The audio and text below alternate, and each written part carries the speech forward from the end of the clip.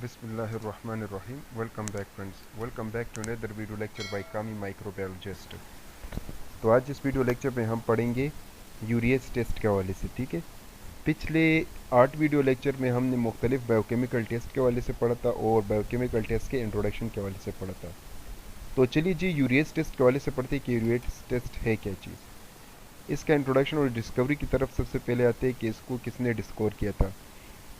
इसको एक साइंटिस्ट ने डिस्कवर किया था जिसका नाम था क्रिस्टियन। ठीक है, 1946 में इसने उसको डिस्कवर किया था और उसने इस टेस्ट को एंटेरिक बैक्टीरिया की आइडेंटिफिकेशन के लिए यूज़ किया था। एंटेरिक बैक्टीरिया बेसिलाई जो है, रॉड शेप एंटेरिक बैक्टीरिया जो है, उसके आइडेंटिफिकेशन के लिए इसने इस्तेमाल किया था। ठीक है ना। अब इसकी डिफिनीशन की तरफ आते हैं।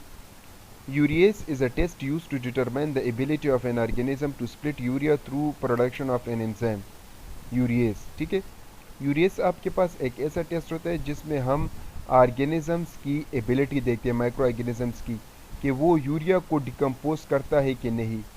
एक मीडिया में यूरिया होता है और जब लेट सपोज हमारे पास कोई ऑर्गेनिज्म यूरिएस एंजाइम का प्रोडक्शन करते हैं तो वो यूरिया को कन्वर्ट करते हैं अमोनिया में।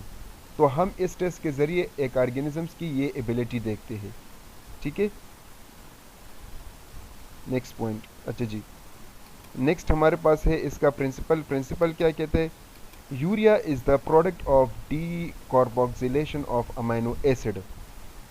यूरिया आपके पास असल में जब डी कार्बोक्सिलेशन होती है, मतलब जब एक अमाइनो एसिड आपके पास लेट सपोज होता है, उसमें आपके पास कार्बन एटम निकल जाता है तो आपके पास यूरिया बनता है।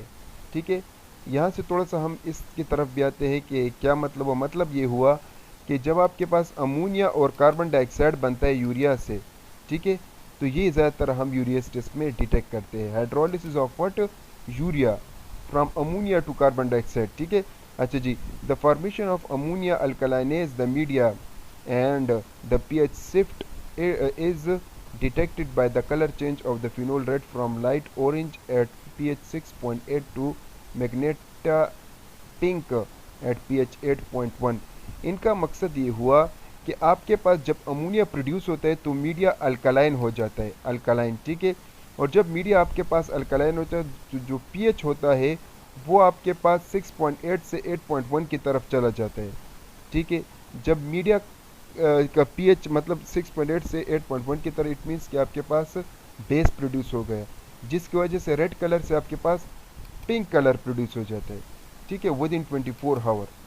तो इसका यह मतलब हुआ कि ऑर्गेनिज्म ने यूरियस एंजाइम प्रोड्यूस किया जिसकी वजह से यूरिया की कन्वर्जन हुई है इनटू अमोनिया। अच्छा जी, नेक्स्ट पॉइंट प्रिंसिपल का ये कहते हैं कि weakly positive organism may take several days and negative organism produce new colour change और yellow as a result of acid production. इनका मकसद ये हुआ कि बाज़ात यूरिया में आपके पास अगर लेट सपोज कोई चेंज कलर है या येलो वगैरह कलर आ गया तो इसका मतलब ये हुआ कि इस बैक्टीरिया ने एसिड की प्रोडक्शन किया है। बाज़ात ऐसे होता है कि कोई कलर प्रोड्यूस होता है जो कि नेगेटिव रिजल्ट होता है, और बाज़ ऐसे वीकली ऑर्गेनिज्म होते हैं जो कि सेवरल डेज बाद आपके पास क्या होता है, पॉजिटिव रिएक्शन शो करता है। ठीक है, तो ये रिएक्शन है आप देख सकते हैं। ये आपके पास यूरिया है, पानी में हल हो जाता है, एक बैक्टीरिया मौजूद अगर होते हैं तो ये रेस एंजाइम के प्रोडक्शन करते हैं जिसकी वजह से आपके पास कार्बन डाइऑक्साइड, वाटर और अमोनिया प्रोड्यूस होता है, और इसी तरह जो मीडिया का कलर होता है वो आपके पास पिंक में कन्वर्ट हो जाता है। ठीक है, तो ये आपके पास है इसका पॉजिटिव रिजल्ट। अच्छा जी, अब पढ़ते हैं इसकी कंपोजिशन के। यूरिया ब्रॉथ में आपके पास क्या होता है। NaCl आपके पास होता है, यूरिया आपके पास होता है, phenol red, mono potassium phosphate deoxy dextrose होता है आपके पास, पेंटोज पेप्टोन होता है, डिस्टिल वाटर होता है। तो 1 ग्राम के लिए आप फॉर 1 लीटर तो आपने इतना ग्राम ये तमाम तर इंग्रेडिएंट डालना होगा। ठीक है, अगर let suppose urea breath available ना हो, यूरिया ब्राथ कमर्शियली आपके पास बॉटल की शक्ल में अवेलेबल होता है। ठीक है, लेकिन अगर अवेलेबल ना हो तो आप फिर इन इंग्रेडिएंट का इस्तेमाल करें। अच्छा जी, रिक्वायरमेंट क्या है। इसके रिक्वायरमेंट के लिए स्पिरिट लैंप या बर्नर, आपके पास यूरिया ब्राथ मीडिया, आपके पास टेस्ट ट्यूब, फ्रेश कल्चर और वायर लूप। ठीक है, नेक्स्ट प्रिपरेशन क्या क्या है, इसको हम प्रिपेयर किस तरह करते हैं। सबसे पहले आपने इंग्रेडिएंट्स जो हमने पिछले स्लाइड में पढ़ा, उनको मिक्सअप करें 100 ml में, सही है, 100 ml डिस्टिल वाटर में। फिर उसके बाद फिर आपने एगर को 900 ml वाटर में एगर को आपने क्या करना है, मिक्सअप करना है। फिर इन दोनों को मिला दे, जो कि आपके पास 1000 ml बन जाएगा, ठीक है। जब आपके पास 1000 ml बन जाएगा, फिर आपने उसको बॉयल करना है। जब मिक्स हो जाए, मिक्स करने के बाद फिर आपने इसको ऑटोक्लेव करना है। ऑटोक्लेव करने के बाद फिर आपने इसको 50 से 55 डिग्री सेल्सियस पर इसको कूल डाउन करना है। और फिर आपने इसको स्लैंट पोजीशन पे रखना है। अगर एगर है तो स्लैंट पोजीशन में, अगर ब्रॉथ है तो बिल्कुल 90 एंगल में आपने इसको रखना है ताकि गिर ना जाए, ठीक है। तो ये इसका तरीका है। जैसे ये कूल डाउन हो जाएगा, फिर आपने क्या करना है, इसके अंदर अपना बैक्टीरिया क्या करना है, इनाकुलेट करना है। ब्रॉथ है तो आपने फ्रेश कल्चर से उठाना है और डायरेक्ट मतलब वायरलूप से उठाकर इसमें आपने फ्रेश करना है। और अगर लेट सपोज आपके पास एगर है तो आपने बिल्कुल स्ट्रीक करना है, ठीक है।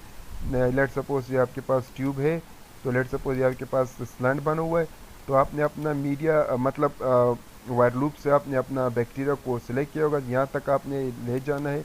फिर उसके बाद फिर आपने क्या करना है, फिर उसके बाद यहाँ पर आपने अपना ये जो वायरलूप होगा आपने हटा देना है।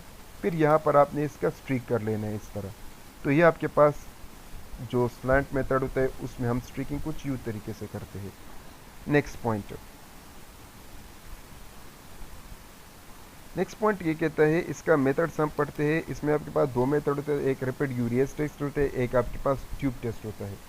रैपिड यूरियस टेस्ट में हम क्या करते हैं, ज़्यादातर हम एच पाइलोरी बैक्टीरिया को डिटेक्ट करने के लिए ये टेस्ट करते हैं, ठीक है।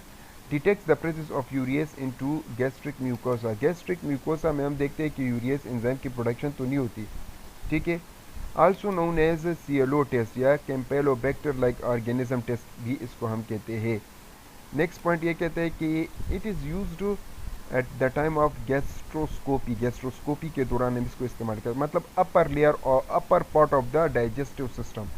हम ज़्यादातर गैस्ट्रोस्कोपी उसको कहते हैं जिसमें हम डाइजेस्टिव सिस्टम की एग्जामिनेशन करते हैं, उसको हम गैस्ट्रोस्कोपी कहते हैं। नेक्स्ट पॉइंट ये कहते हैं, a biopsy of mucosa is taken from the antrum of the stomach. Antrum of the stomach का मतलब ये हुआ, अच्छा जी बात मैं बताता हूँ, and is place into the medium containing urea and is indicator such as a phenol red. इस टेस्ट के दौरान हम करते क्या है, लेट सपोज ये आपके पास स्टमक है, एग्जैक्ट स्ट्रक्चर तो नहीं है लेकिन लेट सपोज ये आपके पास स्टमक है। स्टमक का ये वाला जो पोर्शन होता है, ये वाला, इसको हम कहते हैं एंट्रियम, ठीक है। क्या कहते हैं, एंट्रियम कहते हैं। तो होता क्या है कि हम एंट्रियम पोर्शन का कुछ आधा हिस्सा ले लेते हैं, इसका मतलब बायोप्सी करते हैं, छोटा सा हिस्सा हम ले लेते हैं और उसको एक मीडिया में रखते हैं, जो मीडिया में आपके पास यूरिया कंटेनिंग मीडिया होता है और उसमें आपके पास फिनोल इंडिकेटर भी होता है जो कि एज अ पीएच के तौर पर आपके पास एक्ट करता है। जैसे हम ये पोर्शन इस मीडिया में रख लेते हैं तो मीडिया का कलर चेंज हो जाता है, जो कि इंडिकेट करता है कि इस एंट्रियम पोर्शन में आपके पास बैक्टीरिया एच पाइलोरी मौजूद है, जिसने मतलब यूरिया की कन्वर्जन इनटू अमोनिया में किया है और कलर चेंज हुआ है, ठीक है। Next point, the urease produced H pylori bacteria hydrolyse urea to ammonia which rise the pH medium and change the colour. वही बात कि इस मीडिया का कलर जो चेंज हुआ है असल में एच पाइलोरी बैक्टीरिया ने किया है, जो कि यूरिया को अमोनिया में कन्वर्ट करता है, ठीक है। Changes the colour of the specimen yellow to red, red में, ठीक है। येलो असल में आपके पास नेगेटिव होता है और रेड आपके पास मतलब पिंक की बात करें वो आपके पास पॉजिटिव होता है, ठीक है। तो ये आपके पास रैपिड टेस्ट कुछ इस तरह हम करते हैं और इस मकसद के लिए करते हैं। दूसरा आपके पास है ट्यूब मेथड। ट्यूब मेथड हम किस तरह करते हैं, अगर आपके पास लेट सपोज बाजू का होता क्या है, मैं आपको थोड़ा सा आगे पिक्चर की तरफ ले जाता हूँ। अच्छा जी, ये ट्यूब मेथड है, ठीक है। ये वाले जो है ये आपके पास ब्रॉथ है, ये आपके पास एगर है। ब्रॉथ में हम क्या करते हैं, सबसे पहले हमारे पास फ्रेश कल्चर ये प्लेट होता है, प्लेट से हम अपना बैक्टीरिया पिकअप कर लेते हैं, ठीक है, विद द हेल्प ऑफ वायरलूप्स के ज़रिए हम इसको पिकअप कर लेते हैं। फिर उसके बाद हम क्या करते हैं, मीडिया में हम इसको इनाकुलेट करते हैं। अगर मीडिया का कलर चेंज होगा तो इट मीन्स पॉजिटिव, सही है, पिंक कलर हो गया तो पॉजिटिव यूरियस की प्रोडक्शन हुई है।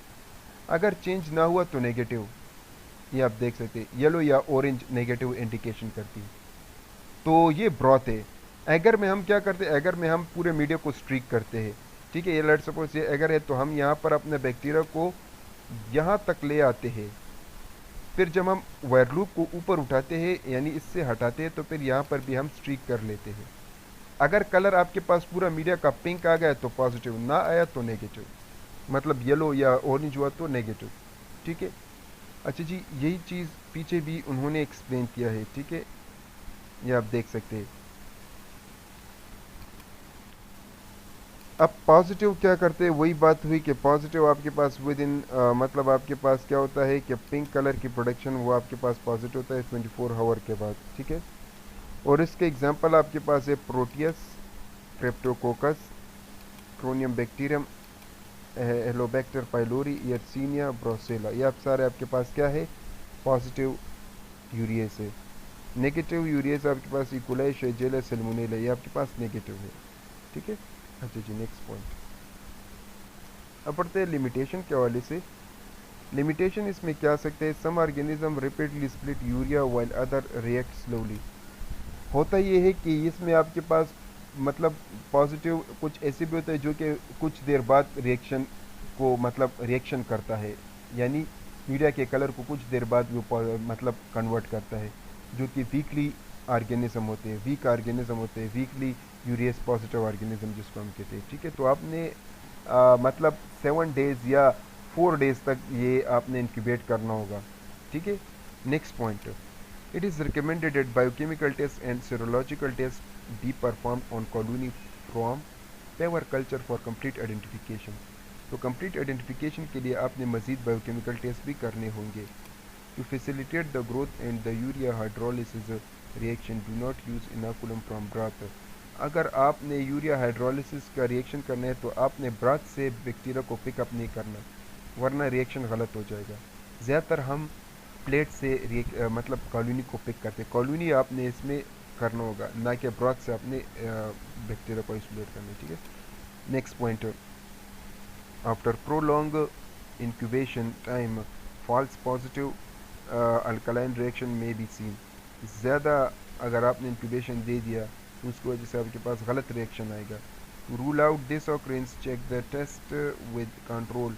आपने अगर ये देखना है कि आपके पास रिज़ल्ट किस तरह है, तो आपने एक कंट्रोल भी लगाना होगा, जिसकी वजह से आपको आपका रिज़ल्ट बिल्कुल सही तरीके से आइडेंटिफाई हो जाएगा। ठीक है। अलॉन्ग विद अनअकुलेटेड, अच्छा वही बात हुई। नेक्स्ट पॉइंट ये कहता है कि do not heat the urea agar slant as urea decomposes very rapidly when heated.